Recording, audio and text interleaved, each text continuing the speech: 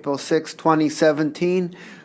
We have a really exciting program today, and the clerk will please call the roll.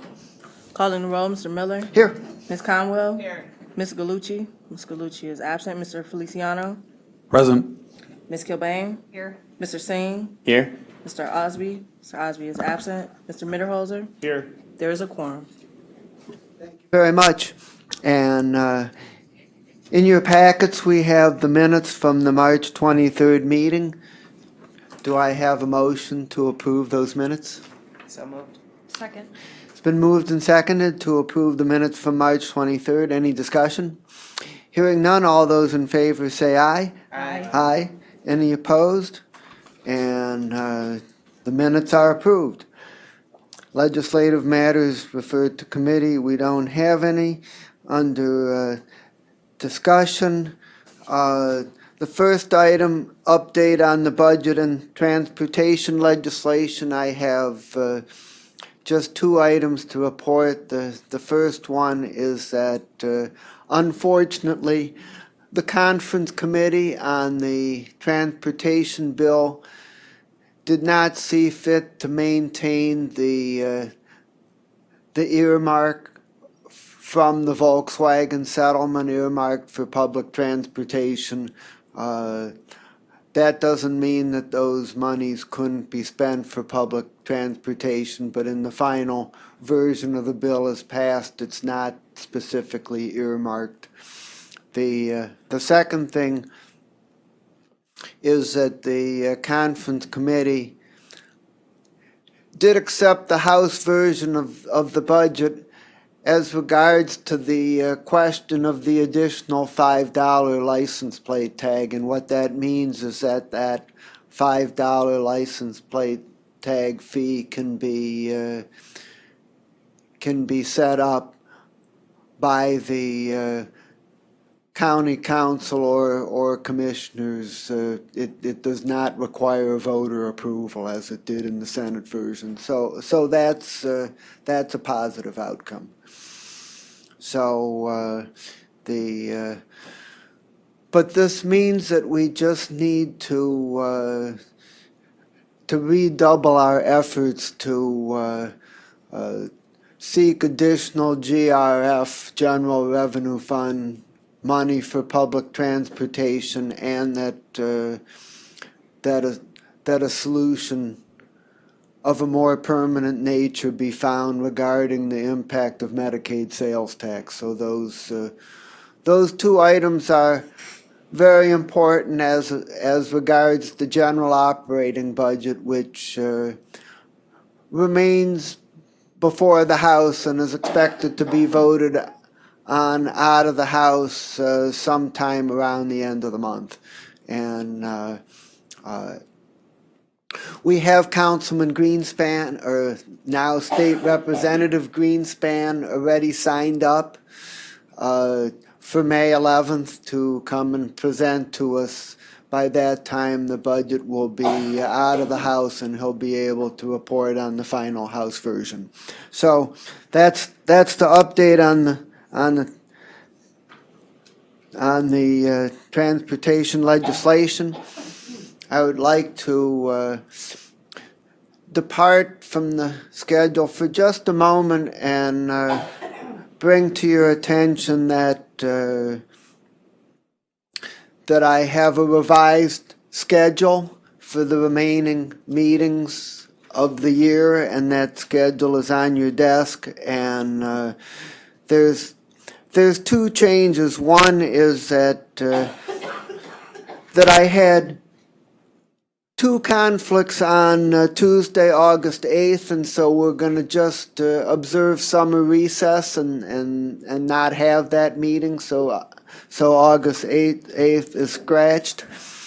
We also have two conflicts on Tuesday, September 12th, and so we would like to move that meeting to Thursday, September 14th.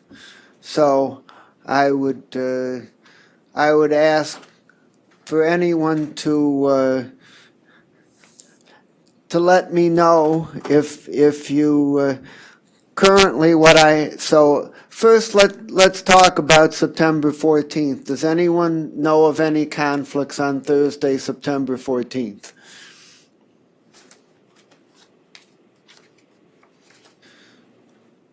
Okay, I'm not hearing any, so that's good. And otherwise, we have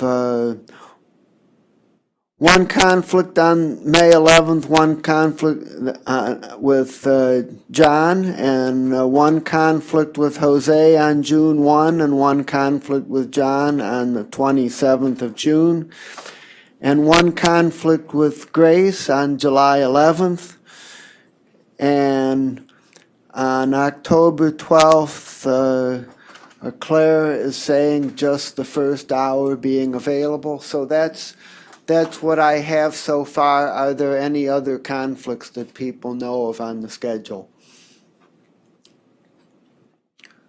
Okay, we're getting pretty close to final, but I'm gonna wait a few days. If anyone goes and takes another look at it and comes up with something, please let me know. But I think we're pretty close, and it'll be good to have a set schedule of meetings for the year. Okay, so that's that. And now I am greatly pleased to welcome the Transit Center to Cleveland.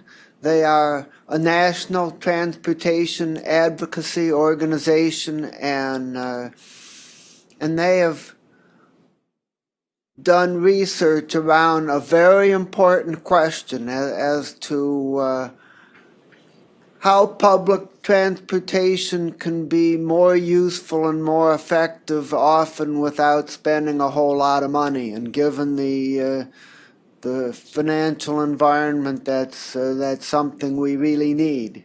And they presented last night at the forum at the Market Garden. It was an outstanding program, and they're gonna give us their presentation today. So I am happy to introduce the Transit Center.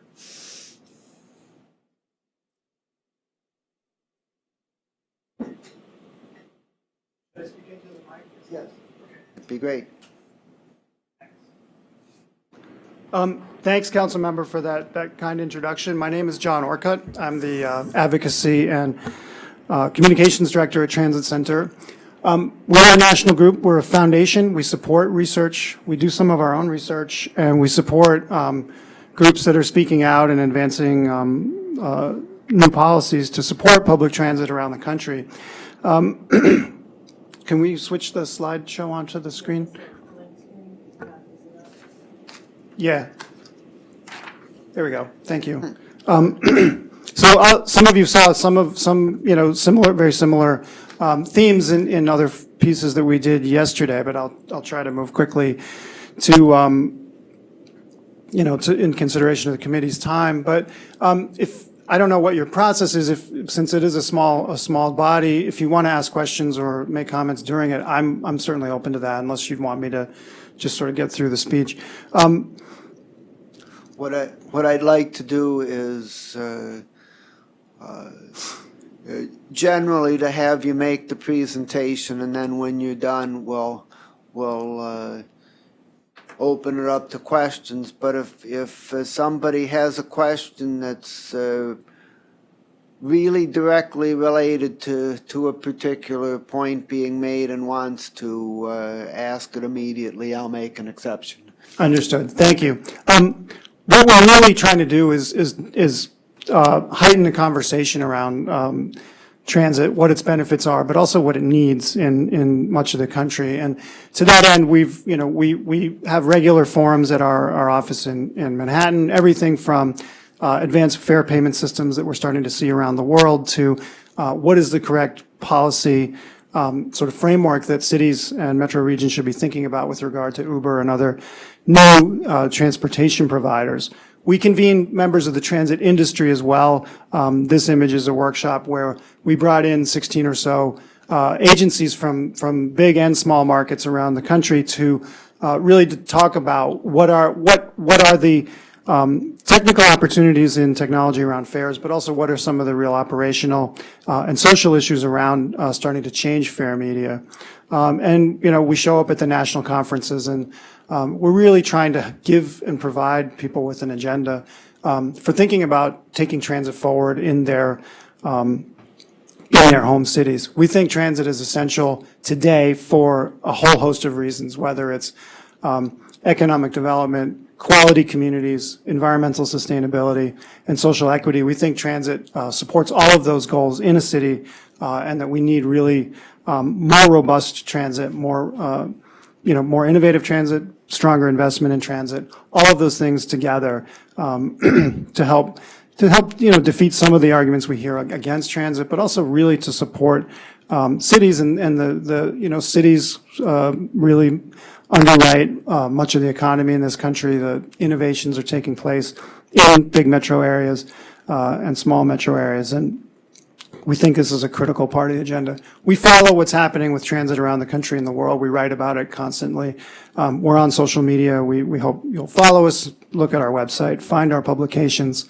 We're trying to foster a critical view of transit. We don't have a sort of Manichaean view that roads are bad and transit is good necessarily. And we think there is a lot of misguided investment in transit in this country, and a lot of money is being stranded in dubious investments. Even in New York, where the market for transit is very, very strong, we're critics of a proposal that the mayor has made to build a streetcar in a low ridership corridor that we think resources should be going elsewhere in the city. So we're not just supporters of everything transit. We think everybody needs to have a very critical lens, thinking about cost effectiveness, thinking about the best tool for the travel problem at hand.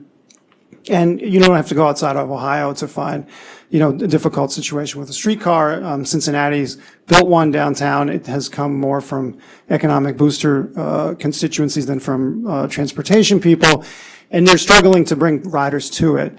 We think these things really need to be thought out and have transportation professionals, in the mix from the beginning, and not sort of an agenda that starts at a high level and then things are sort of justified ex post facto. The research that I mentioned, we've brought some of it. We hope you'll take some of it away. All of it's available at transitcenter.org on our website. The one I think is really important for Cleveland is thinking about what gets people to use transit. It's called Who's on Board. It's based on a national survey of transit riders from all the different transit markets, larger and medium-sized transit markets in the country. I won't go into depth on that right now. We're also looking at what are the policy frameworks cities should be thinking about with regard to the new transportation providers, network companies.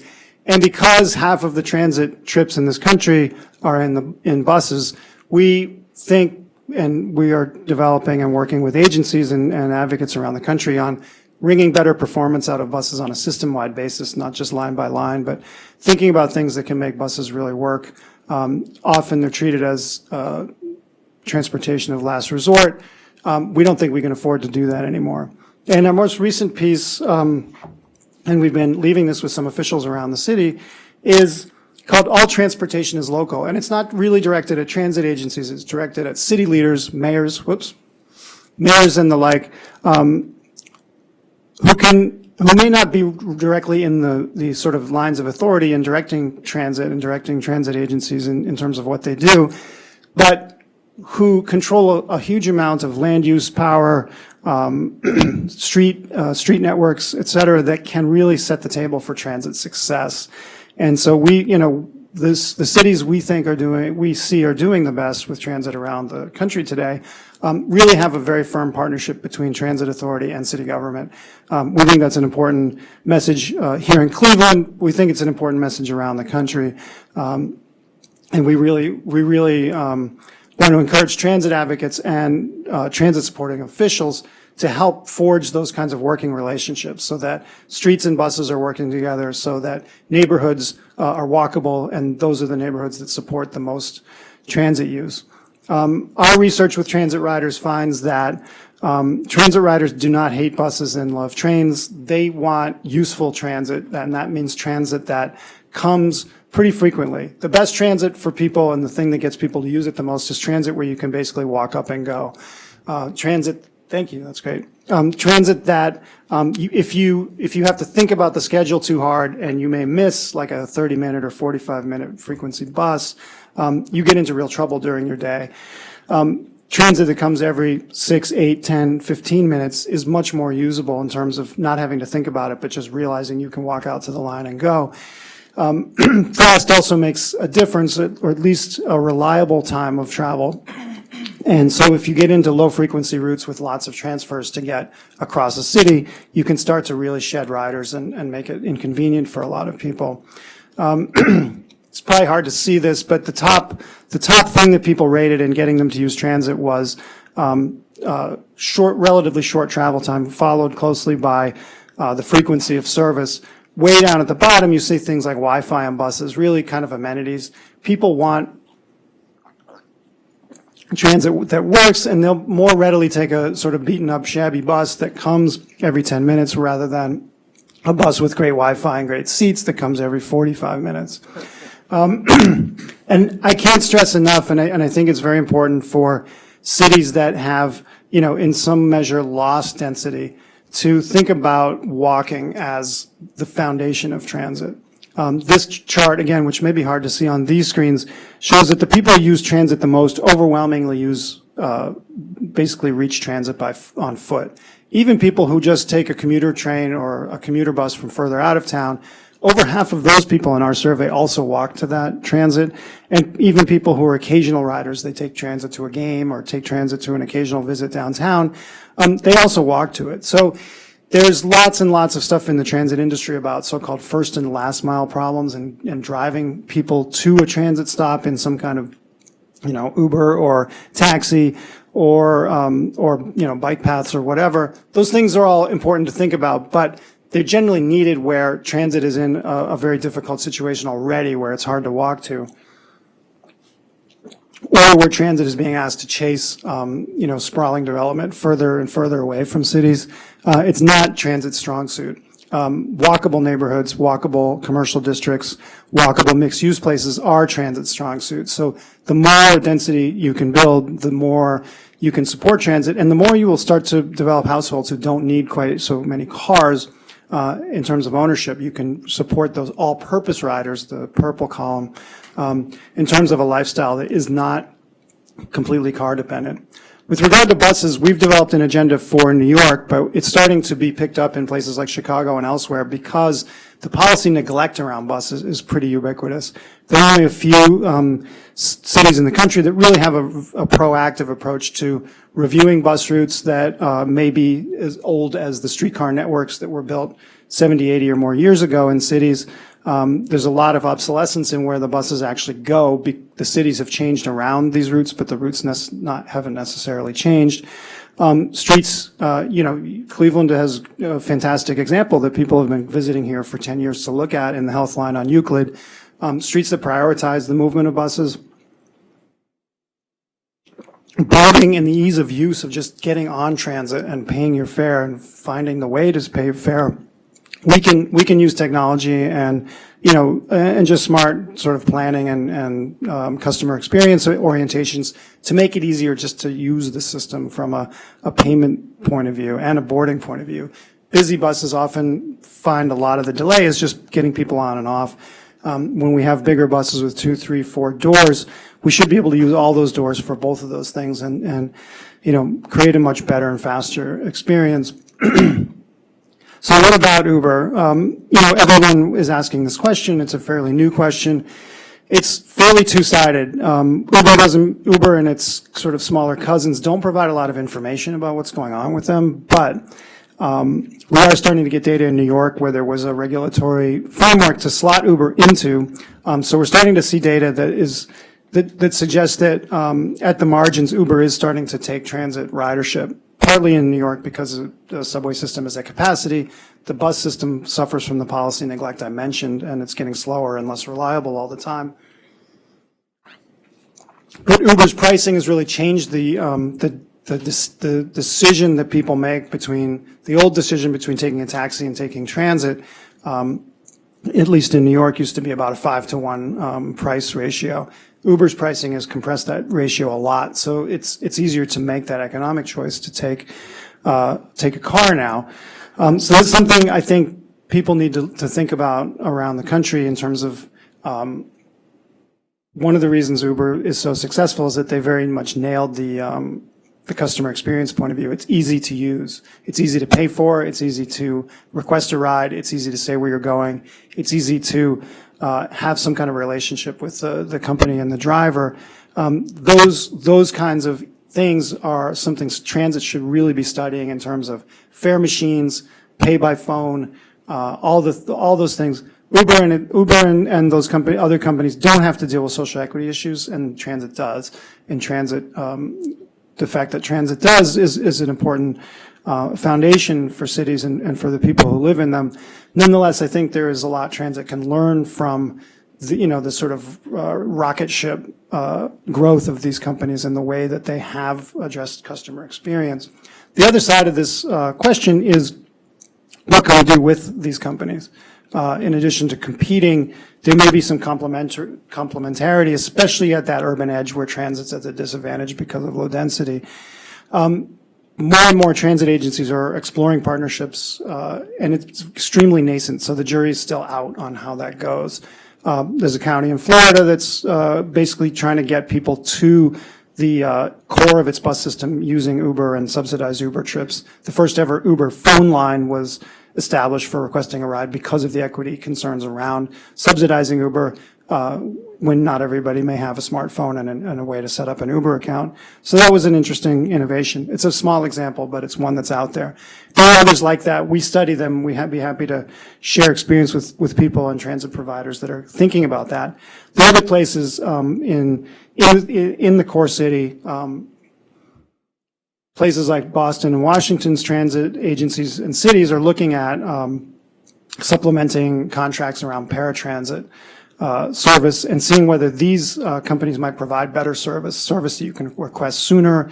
In New York, for example, traditional paratransit, a wheelchair user has to request a ride 24 hours ahead of time, and the service is abysmally unreliable. So in Boston, they're finding that they're not actually saving money because the better service is creating more demand, but there are more people getting to where they need to go much more conveniently. So there are many issues regarding that and the standards that these companies would have to live up to in providing paratransit service, but this is an area that's being explored. So what does it all mean for Cleveland? I think part of I think the starting point is to look at what are the successful things that are going on here. Certainly the health line, as I mentioned, people have been coming here for 10 years to look at how this is working and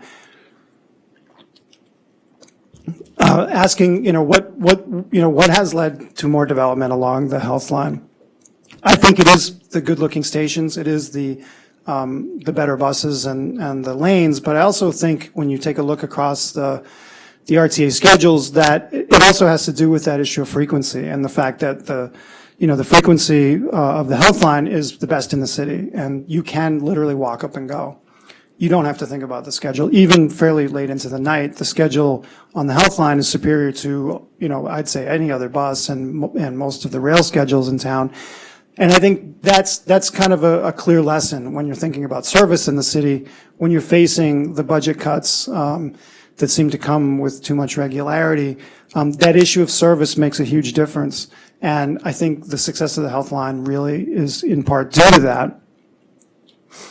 Another thing to consider as you go forward, though, in looking at RTA future priorities, and it's great to see strategic planning around transit, is how intensely radial the system here is.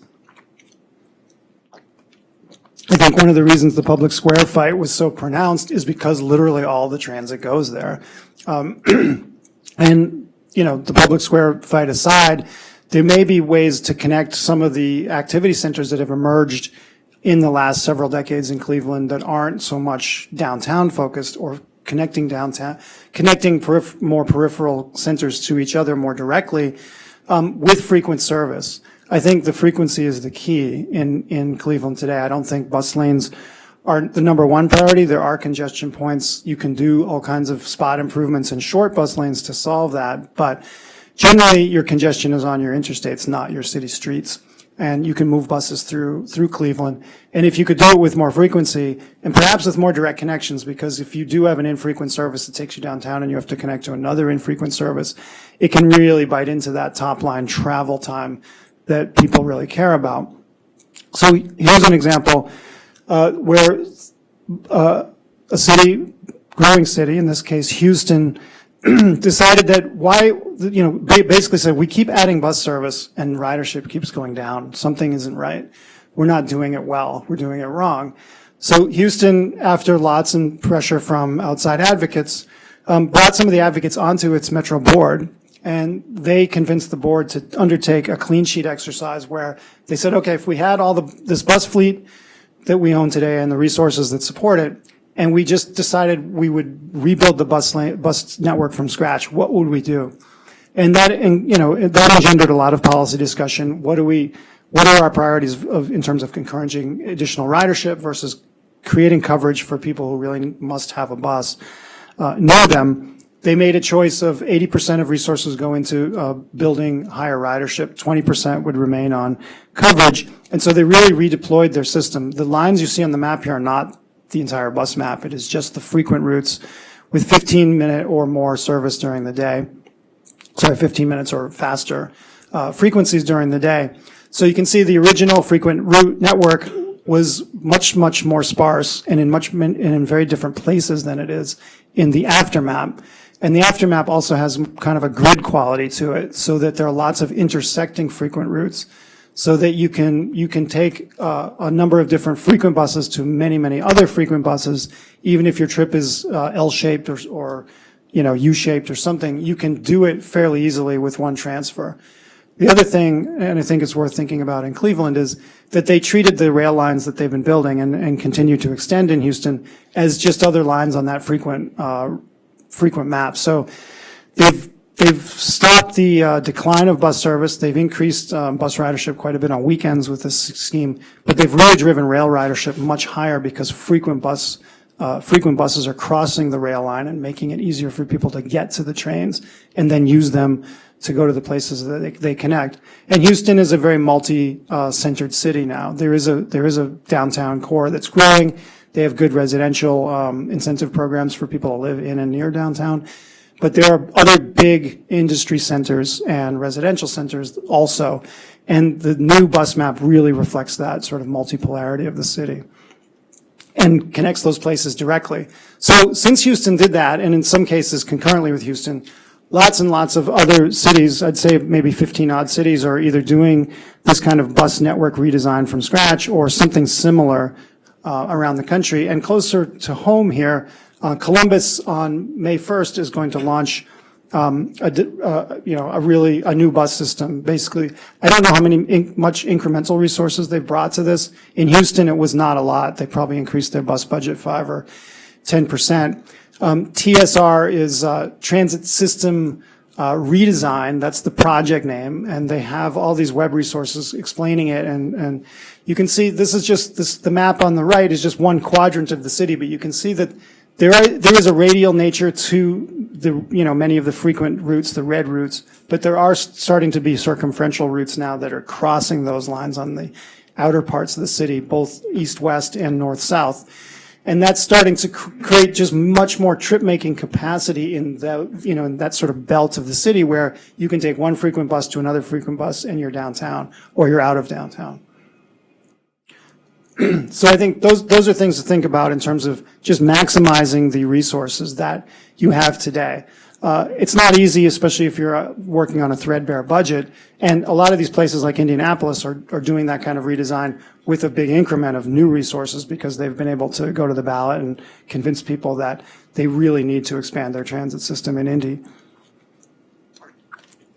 So as for our agenda for city leaders, we think it's extremely important across the country, and probably the biggest, one of the biggest bangs for the buck you could get around your existing transit resources is rezoning for more density, more walkability, This article is actually a positive piece saying that City of Cleveland has been thinking about form-based codes and other zoning reforms to really improve walkability. The basic rule of urban life is that people are not attracted to heavy traffic. They're attracted to other people. They're attracted to places that are quiet enough to talk. They're attracted to, and the studies go back to the 70s showing people with, heavy traffic on their streets tended not to know as many people on their block. The famous Appleyard study, whereas people on more livable streets tended to know their neighbors and know what was going on with them. It's like that in terms of public space and in terms of walkable residential spaces. All those things support walking out to the avenue to frequent service and being able to use transit and not driving nearly as much. So we would really encourage you, to the extent there is sort of a nascent, and this is going to be really impossible to look at. These are just pages from our book.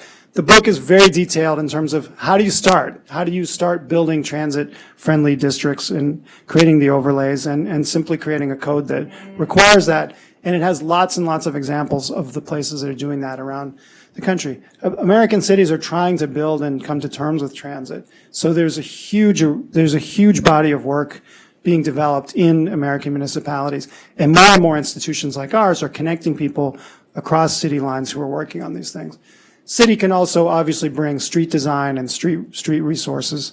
Again, this is an image from a manual put out by a coalition of American cities thinking about transportation, NACTO, which we would hope Cleveland would, join at some point. But again, I don't know if bus lanes are your top priority here, but there are lots and lots of places starting to redesign intersections, even if not, long, 3, 5, 10-mile corridors for bus lanes, but queue jumps where a bus comes into congestion and has a little way to get around the traffic and get the green before other vehicles. And that just keeps the bus on schedule. It helps maintain your sort of frequency and your spacing between buses. None of these things happen in a city without pressure. I've been involved in transportation for 30 years, pushing as an advocate, working from inside city government, pushing for these things, and none of it happens without people making some uncomfortable claims, saying we could do better, saying that other cities are doing these things, we're being left behind. Nobody ever wants to hear that when they're in power, but it doesn't matter. You still have to say it to them. And so the civic sector is very, very important, whether it's nonprofit groups, volunteer groups, foundations, business leaders. There are many places where business community has led transit development, Charlotte, North Carolina, Austin, Texas. They know that their city's going to work better if there are more options for getting around and more efficient ways to move more people into the dense places that people like to spend time in. So here's just a snapshot of RTA ridership, going back, so many years. I think it's very much a signal of a system that was actually starting to really see some good news around the time that the Health Line opened. The Great Recession, hurt budgets, cut service everywhere across the country. Some places have been able to restore that service, other places have not. One of the lessons, though, from our survey of riders is that there are no truly captive transit riders. People who don't own cars do know other people who own cars. They will walk, they will ride bikes, they will use bike share, they will call Uber today. And so you'll see where you cut service in 2016, your bus ridership really continued to new lows.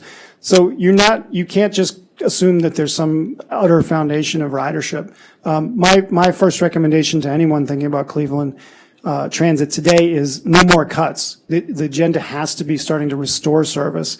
I don't see how transit survives if you cut much more here.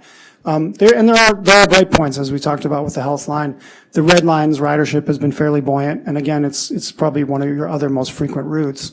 And I'll leave you with this thought. American cities across the continent are spending billions and billions of dollars to build the rail infrastructure that you have collectively inherited here. So I would really encourage you to regard it as an asset.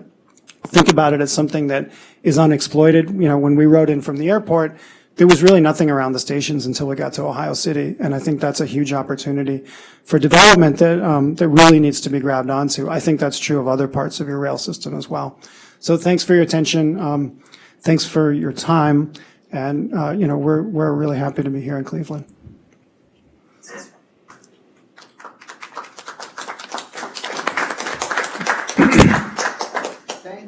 Thank you very much for your presentation, and we're going to open it up for questions. But before we do, there's one thing that I neglected to do, which is to ask whether anybody signed in for public comment related to the agenda. Ms. Janine. Mr. Chair, Ms. Lou signed in, but she signed in for a non-agenda item. Is that right, Ms. Lou? Okay, so we'll hear from Ms. Lou at the end of the meeting. Okay, so who has questions for the Transit Center? I don't really have a Mr. question other than where do you get that book, the yellow one? We will, let's exchange information. We'll get one to you. It is on, at transitcenter.org. The entire book is online. Okay. But we'd be happy to get you a hard copy as well. Thank you. Could you pull the presentation back up? I'm sorry. Oh, okay. Well, I think it was the last slide where you showed the ridership. Yeah. And I remember, it was quite a few years ago. I believe it was at Nowaka, and they had taken a graph like that. They had also overlaid one of the things is the economic, and one of the things that affects ridership is gas prices. Sure. So is the trend, I guess this was way before the 2008 recession. So I was just wondering if that was part of your calculation or not. Well, this is just these are the straight ridership numbers. I mean, there are all kinds of things that affect it. And certainly $2 gas is one of them. I mean, $4 gas was the reality in 2006 and 7, and then, and that's part of it as well. So yes, there are always those exogenous forces, and there's population growth, population decline. You can look at ridership per unit of economic activity, all kinds of things like that. Nonetheless, we think, it's incumbent on cities and transit agencies to sort of, see what they can do about these things, rather than just say, it's Uber, it's external forces, it's all these things. Our message is there's a lot that you can do. Right. No, I agree. My boss, he lived in Atlanta until 4 years ago, and remembers traveling the interstate that just collapsed. And I've heard since then that people are fighting to get on buses. And trains, yes. And trains now because of the section of the bridge that collapsed on the interstate. So it's interesting that Atlanta, which built itself around its road system, and finds one, was it like 700 feet of a bridge collapse, and everything is just like in total disarray. Absolutely. Yeah, no, I think, Atlanta is another place that has built a rail system much more recently than Cleveland, but has failed to really take advantage of it. I think Cleveland's sort of urban fabric is much stronger than a place like Atlanta in terms of how you could redevelop into the future.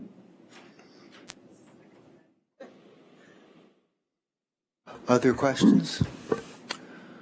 Well, I'd like to ask a question, but John, you can go first. Sorry, I didn't get a chance to look at the sort of what people want, and I know it's clear they want frequency. But I'm curious, particularly about younger riders, do they also want to know exactly when it's coming? I mean, the real-time data that we don't have here, but I know is in many other systems, is immensely helpful to me. I'm just curious what riders are saying. It's sort of in the middle. If you can walk up and go, it's not that important. Like when I go to the subway, I never look unless it's like the middle of the night in New York, because most of the time it's under 10 minutes. But for bus riders, especially when there are reliability challenges because of traffic or whatever, it is great. And something I love when I'm walking around in Chicago is the fact that the train time is actually displayed on the marquee of the station on the street. And, so you don't have to necessarily descend in, pay a fare, and sit on the platform to know that. You actually can see it before you even enter the system, which is fantastic. I think, information technology is there. There's lots and lots of ways to do that. Even in New York, there was a problem of, authority first said, we're going to wait till we retrofit all the signals, then we can, it'll communicate perfectly what's going on. And it's like, well, that's in 40 years. So let's figure out how to get some sort of transponder on the train that will actually tell us sooner. Those things are certainly being experimented with and developed and improved, on a sort of weekly basis around the world. And also those things help dispatchers and other controllers of the system see what's going on, from their point of view, and it can improve reliability as well. Yes. Oh, there we go. All right. Thank you, Mr. Chair. This is more of a comment just for those who were not present last night in terms of the real-time issue. I mean, we're very close to rolling out the real-time data via transit app, and then hopefully in the coming weeks, once it is out there, that we'll be able to roll the API out to developers to work with that data. So we are listening to the needs of our riders, and we hear you very loudly. And I would say, without knowing much about RTA's plans, that if there is an API and people are able to start collecting the data, you'll be, close to the forefront. There are not that many people in transit practicing that kind of open data, and we really need that because it's a great resource for everybody in terms of system performance to be able to look at those things, and multiply the number of brains thinking about it. Exactly. What is API? Sorry. It's, go ahead. I always have to remember what this is. What's API? It's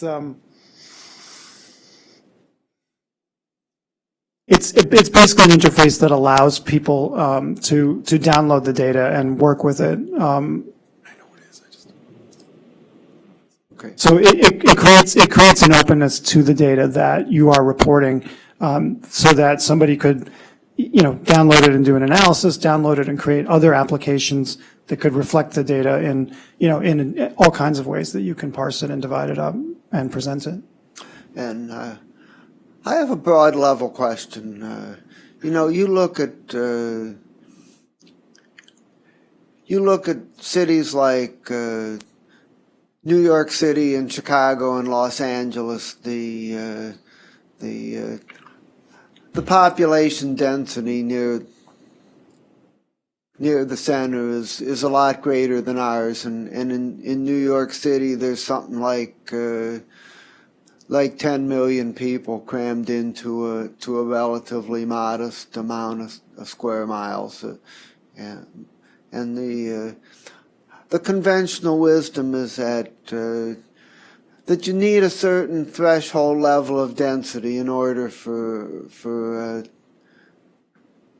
transit to be cost effective, and that Cuyahoga County is kind of on the border of that having the sufficient density. And I just wonder your observations about that as to how important that is. Well, density is very important because the density allows you to put transit stations within walking distance of the things that people do, where they live, where they work, the other things they do in life, appointments, friends, socializing. But I think like the closely spaced single family home kind of neighborhoods of Cleveland have that density. I think transit does work here. And you can create more density within the urban fabric of Cleveland. And some of the land that's been surrendered to surface parking, you develop on that, and you'll see a very different kind of levels of activity around the city. It's interesting. All three of the cases you cited have increasing rail ridership, or increasing and now flattening in New York rail ridership, but declining bus ridership. And we think that's completely owing to policy neglect in those cities around buses. There's some initiatives around specific routes, but we don't have a system-wide kind of approach to really making buses work for people. And I think that's one of the things we really think we need.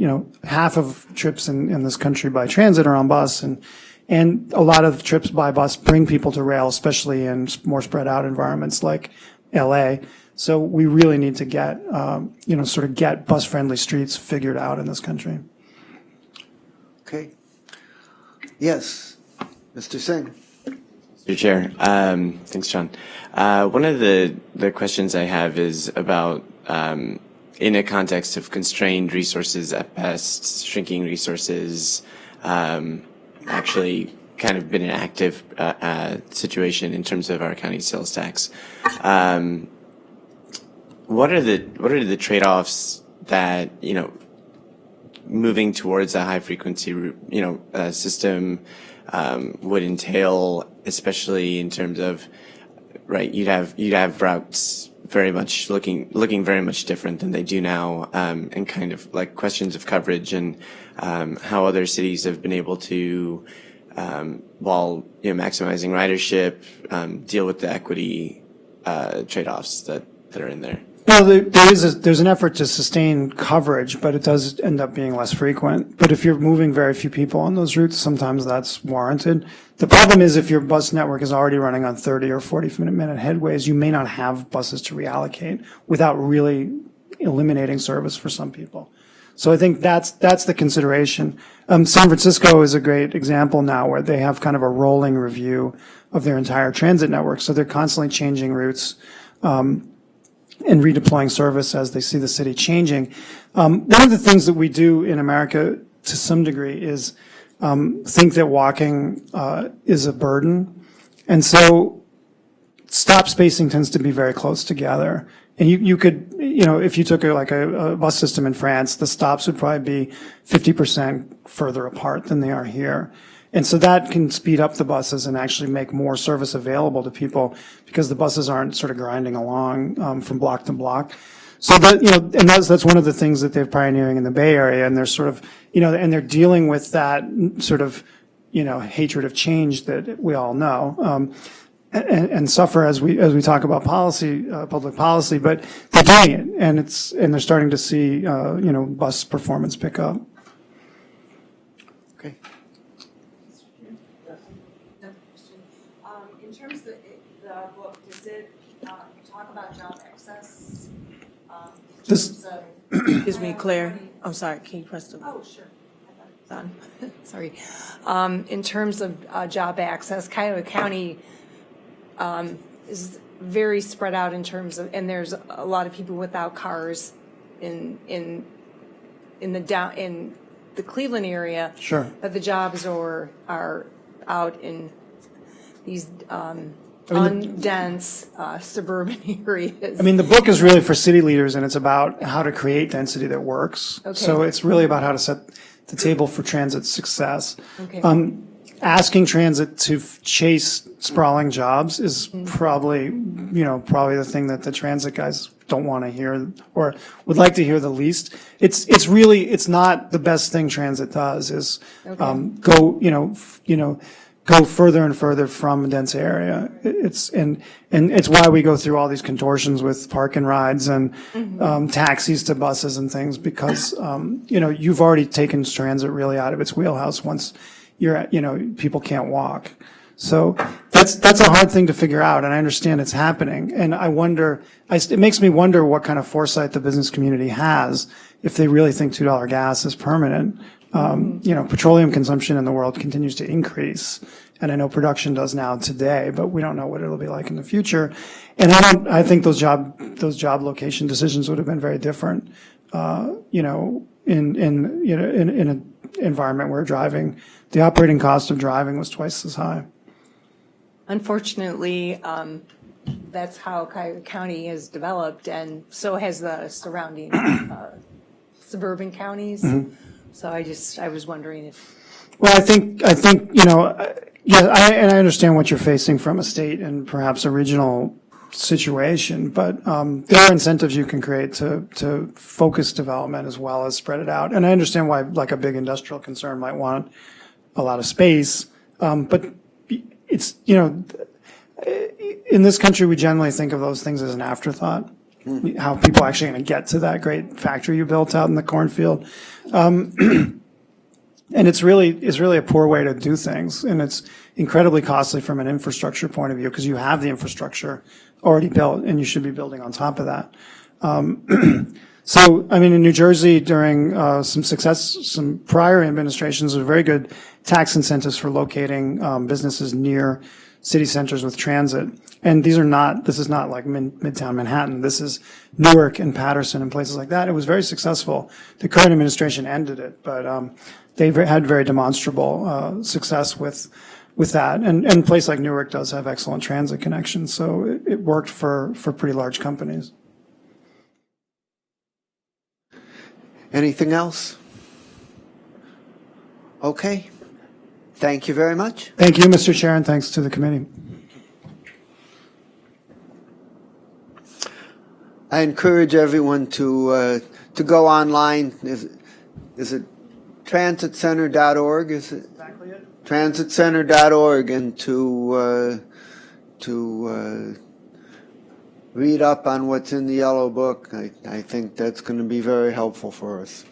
Okay, so now it is my pleasure to introduce Carol Caruso, and Ms. Caruso served for a long time in external affairs and government relations for the Greater Cleveland Partnership, and really has a handle on what the business community is thinking about transit, and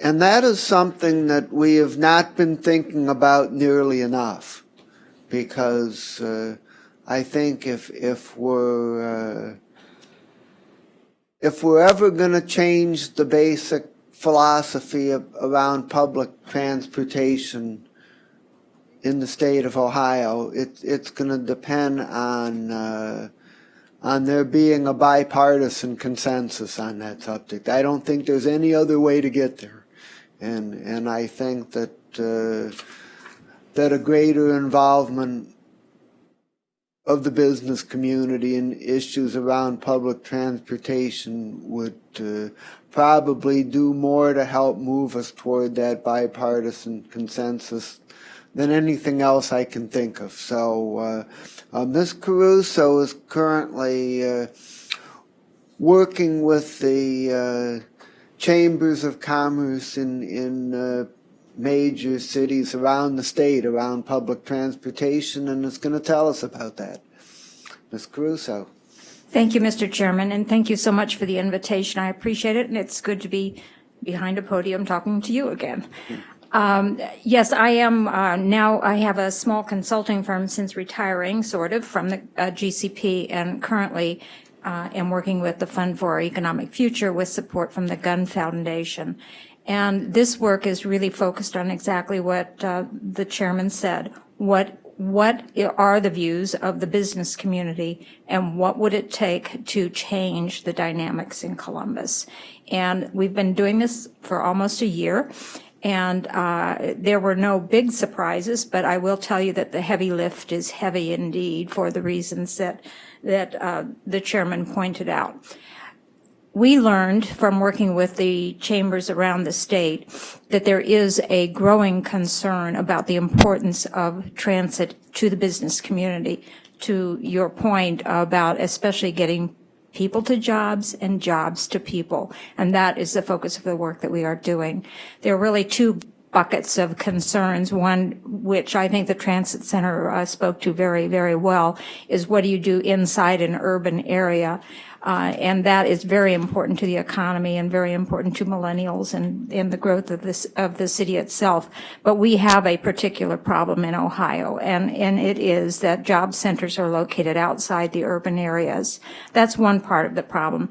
The other part of the problem is that we have so much rural space in the state. And in the General Assembly in Ohio, as you probably know, the control of the General Assembly is really pretty much with rural legislators, and that presents problems in itself. But I will tell you that in all of our work with all of the major cities in the state, there was no hesitation at all to recognize this as a growing problem and to recognize that we really have to fix this if the economy is going to continue to grow. But we have severe pressures in not only the urban-rural split in Ohio, but also the budget. And our mission has been to educate legislators. We are not advocating at this point on any particular solution. Obviously, funding is a great concern, but it's not the only concern. The discussion needs to be focused on service delivery as well as funding. You all know that the current budget is not in really great shape. The governor just offered his comments with his State of the State.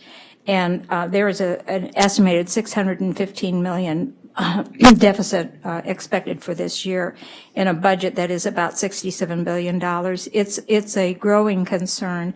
It's worse than we thought it would be, and the solutions are not obvious to us right now.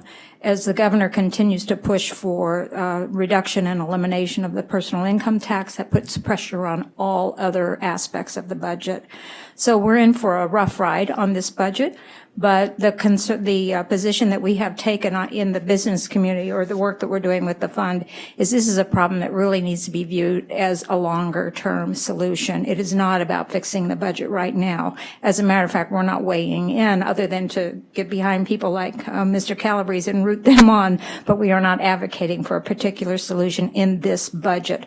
But we do see opportunity in the future in beginning to really educate state legislators about the importance of transit, and to start looking at the next administration and what is that going to look like and who might that be. So we have our sights set on educating current legislators, which we have begun to do, and there is a lot of educating that really needs to be done. The reception on the part of legislators has been very willing to listen, but there is a remarkable misunderstanding of the importance of transit on business and on the economy. There's a remarkable lack of understanding. It's not necessarily a bias against it. It's just a lack of understanding. So we are currently continuing to work with those chamber leaders, and we agree that if you're going to see any serious change in Columbus, it is going to be driven at least in part by the business community. That has been the actor who has been missing in these discussions in the past. We believe that a strong business-led coalition statewide is the answer, and we are busy working to try to get that to happen. So I will tell you and repeat again that there was no hesitation on the part of the business community, but elevating this to the position in their very many priorities that they have is something that we're working with right now. So we're optimistic, and the work that we have done supports the need for doing this, for continuing. One important piece of research that we did, and I'm going to leave you at least 3 copies of the work that we completed, has to do with funding. And if you were to try to find money in the state budget, where would that come from? So we did, I think this has never been done, at least in the private sector before, but we did a very deep dive into all pockets of money that exist in the state budget and tried to determine where would the most likely candidates be if you were looking to just solve this through funding, which again, it's not just a funding issue, but that is included in this too. We even threw in there taxes that don't exist currently, like the soda tax that's talked about from time to time. So you'll probably find this of particular interest. We hired Greg Browning to help us do that, former budget director of Ohio. And that has been very well received by legislators. It's something tangible that they can look at to see how depressing everything really is right now. But we do believe that with a solid backing of the business community and a focus on jobs, people to jobs and jobs to people, that has got to be the message.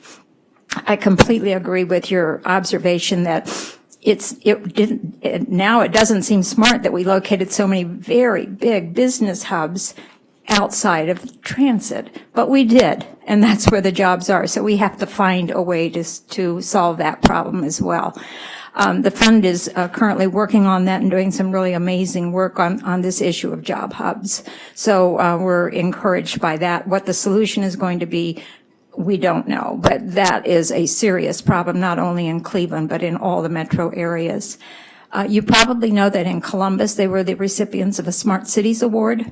They are, for the next 3 years, going to be spending considerable amount of money on looking at these problems. One part of their mission is to act as a laboratory for other areas of the state to really dig into these problems and find solutions. So we're working with them to find out how we might be able to take advantage of everything that they are learning.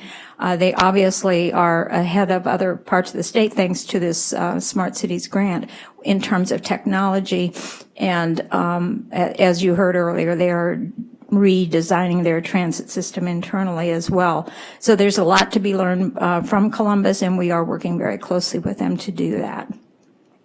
So we're optimistic that there is a path forward. It's not easy, but we're looking to leadership of organizations like the Greater Cleveland Partnership, the Columbus Partnership, the Cincinnati Chamber, and others, and there has been very good receptivity to this concept. We're not at a point yet where we can say, let's go, but we are clearly working with our partners in the business community to educate and educate and educate.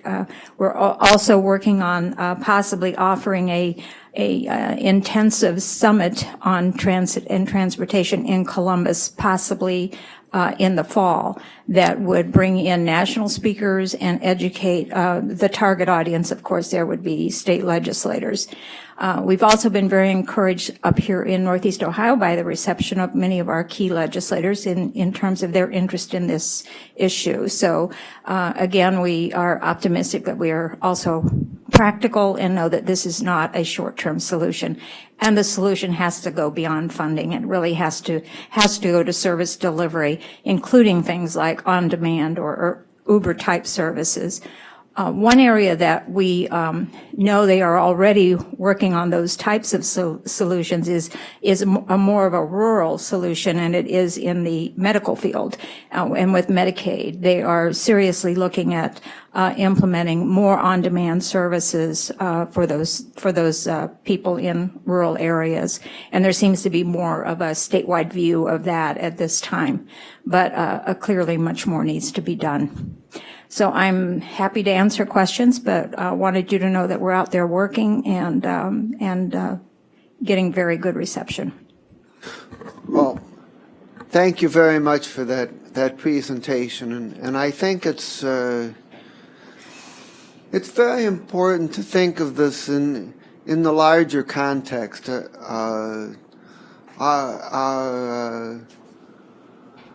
Our whole political system at the state and national level is troubled, and the trouble is that we've gotten too much into fighting to win victories where there's winners and losers. You know, what we need are solutions where everybody works together and it's good for everybody, and what you're doing is certainly in that direction, and it's just so important that this work is being done, and we're all going to be watching it very closely. Thank you. When you talk about in the medical area more on-demand service, could you explain a little bit more of what that means? Mr. Calabrese may have more information than I, but it's my understanding that currently the system works by having those transit vans that they referred to in the transit center's presentation as having to call 24 hours in advance and service not being terribly reliable. And I'm told that the cost per trip of that is somewhere near $50. And so to convert that to more of an on-demand service, an Uber-type service to come to those folks, take them to the hospital or their doctor visits and return them home is a much more efficient way to do it. And I do know that there is discussion about looking into that as a possible solution by the folks at the state level. Okay. Questions by my colleagues? Any questions? Okay, well, we Okay, Mr. Singh. Thanks, Mr. Chair. Thanks, Ms. Caruso, for your presentation. I was just curious in terms of either developers or even sectors that have been more vocal, or in your study you found were more vocal about the need for transit.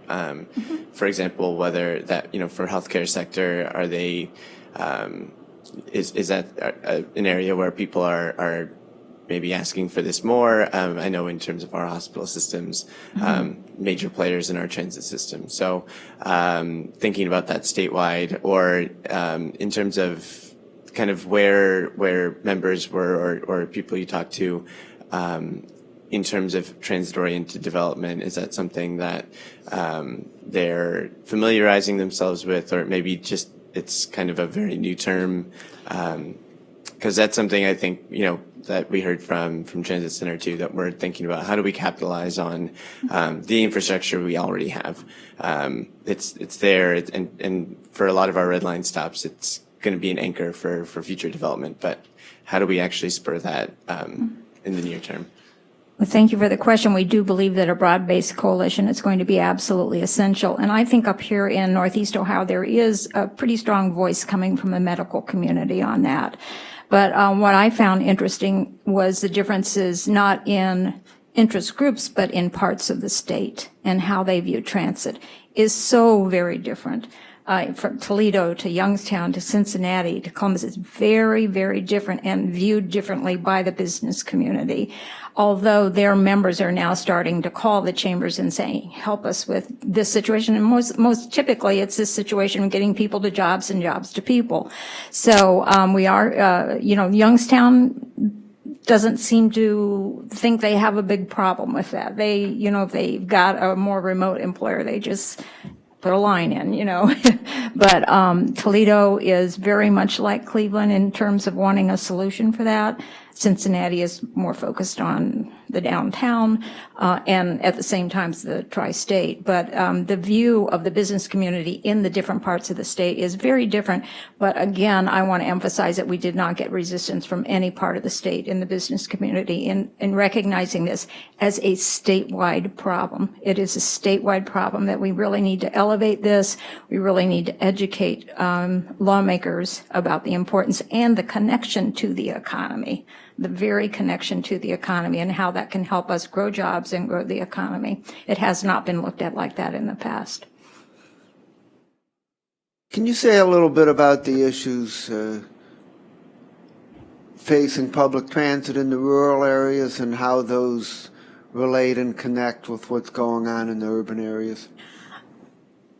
Our work has been mostly focused on urban, but we are talking with folks that are more familiar with the rural issues, and many of them come from the Ohio Transit Association. So we are talking with them to try to understand more clearly what the urban-rural differences are, because as you know, we've got to address that issue if we're going to be successful in the General Assembly. We've got to find a way to help transit in the rural areas of the state. And as you know, some areas of the state don't have transit at all. So to find that the way to speak about the problem as a statewide issue and as a statewide economic issue is very important to that issue as well. But we have to find a way to speak about this with our rural friends. I know this is very much a long-term project, and it's going to take time for this to come together. But as I understand it, in addition to taking what we're hearing from the Transit Center and doing some innovative things around service delivery, I get the sense that you're also starting to think about perhaps identifying some funding source that would be dedicated to public transit, so that it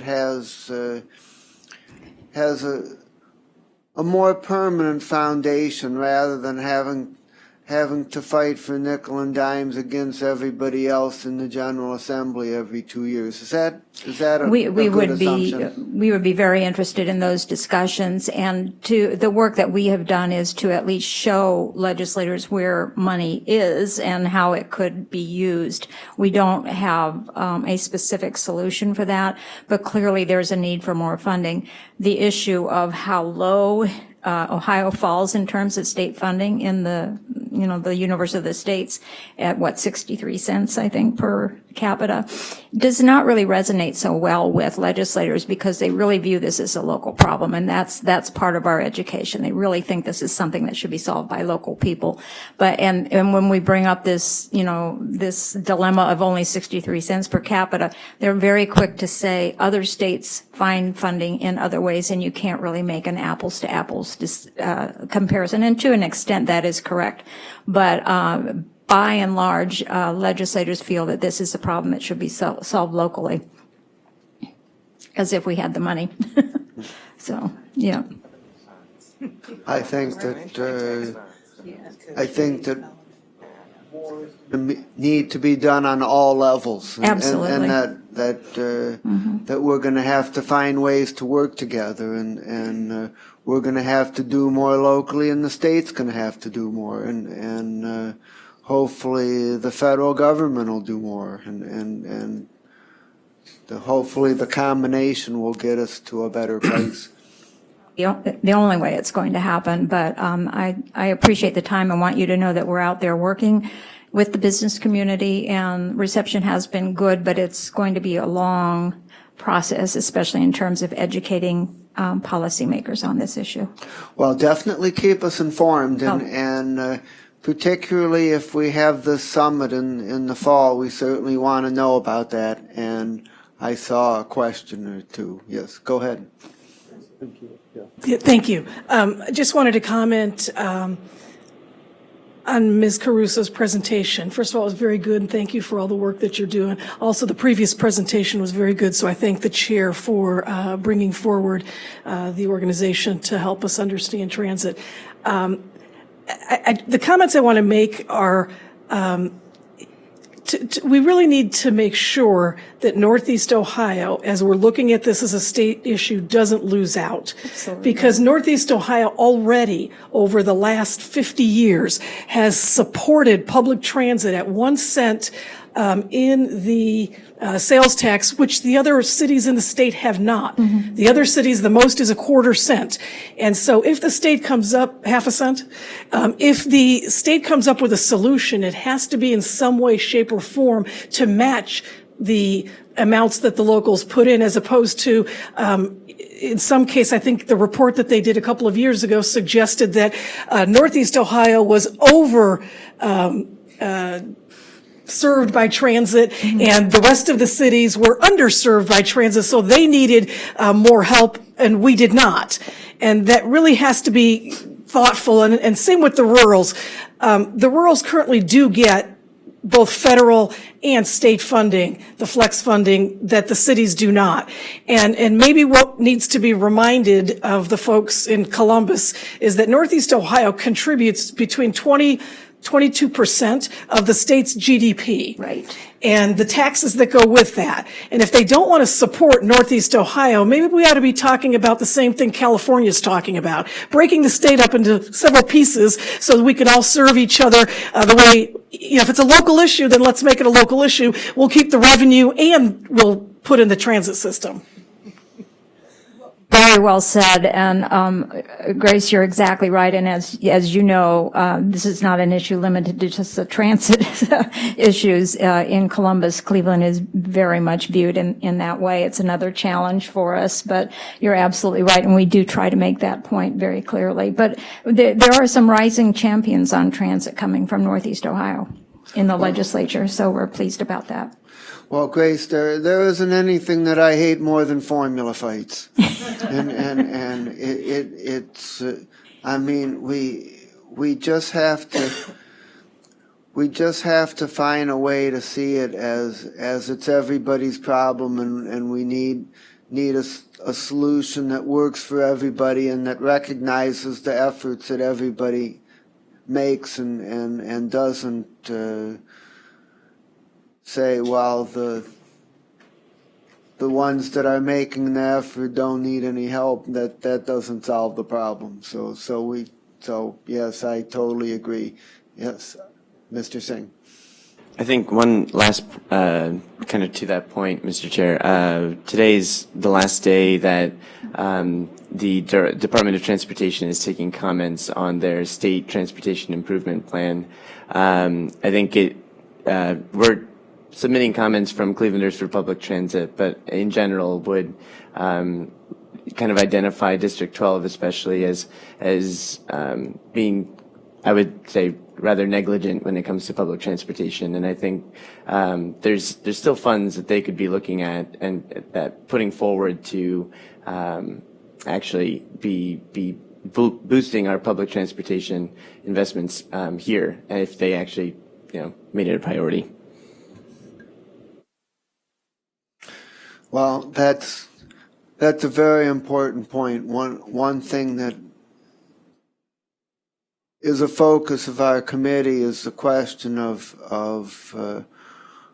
where is there money that could be used for public transportation but isn't, that we can hopefully tap into some existing resources. So I appreciate you bringing that up. Anything else? Okay. Thank you very much. I'll leave 3 copies of our work. Thank you. And if you need more, let me know.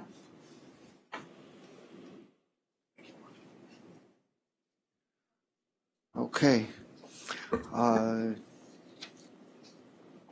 So we're very grateful for both of the presentations, and they both give us lots to think about. And at the next meeting, 3 weeks from today, on April 27th, unlike today's meeting, we don't have a lot scheduled in terms of formal presentations, and so it gives us the opportunity to do some collective thinking and discussion. We want to come out of this committee with some concrete recommendations. One of the things we heard at the Transit Center Forum last night is